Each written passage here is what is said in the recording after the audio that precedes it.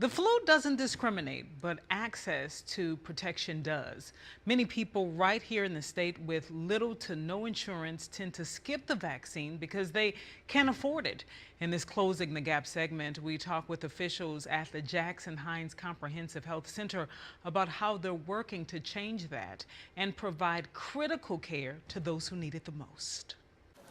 Welcome to this Closing the Gap segment. I am joined by Dr. Praveen Kumar from the Jackson Hines Comprehensive Health Center to talk about the flu vaccine and the impact it has on people who are underinsured or uninsured.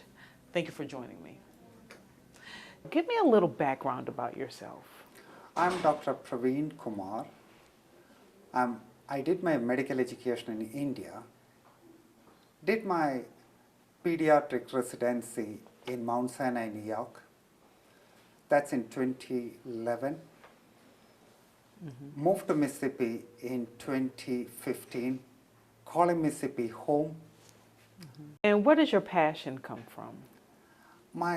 I grew up seeing my father, who was a family practitioner, taking care of families, underserved, or people who does not have resources to go to the hospital. So my father was a family practitioner in a village in India.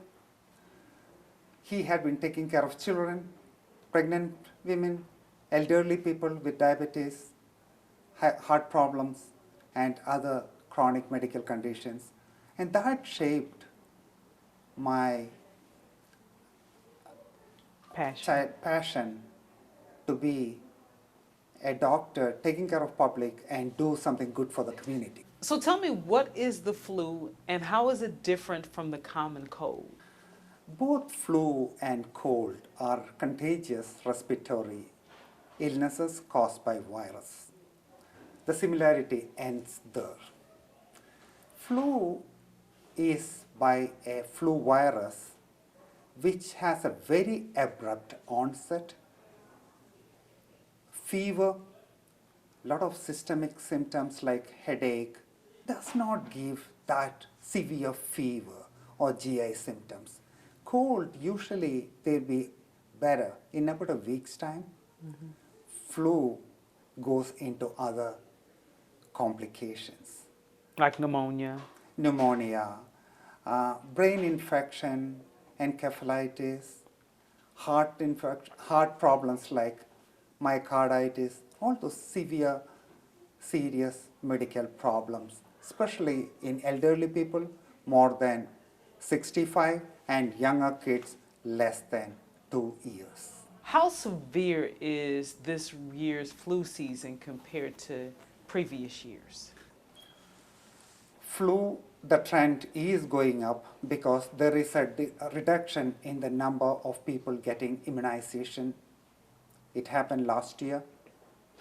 So anyone less than 2 years, especially children less than 6 months, does get severe flu infection. Anyone more than 65 years who does have asthma, diabetes, heart problems, any sickle cell disease people, anyone with any immunocompromised situations, they tend to be hit very hard with flu.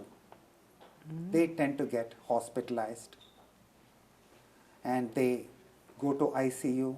Sometimes there will be very bad outcomes from that ICU admission for people more than 65 years. And a lot of people have these wild theories about vaccinations. When it comes to a flu shot, some people don't want to get it because they feel that they're going to get sick or it doesn't work. What do you say to people who believe those things? It is incorrect. Most of the time, we are giving a killed vaccine. The killed vaccine is not going to bring flu illnesses to them. They might have a little bit of cold type of symptoms or a little bit of a body ache, nothing like a flu. And even the live vaccine which we give that is completely attenuated. There is hardly any evidence that it has given a flu illnesses because of the vaccine. They get flu because of the exposure of flu from school or in the public places.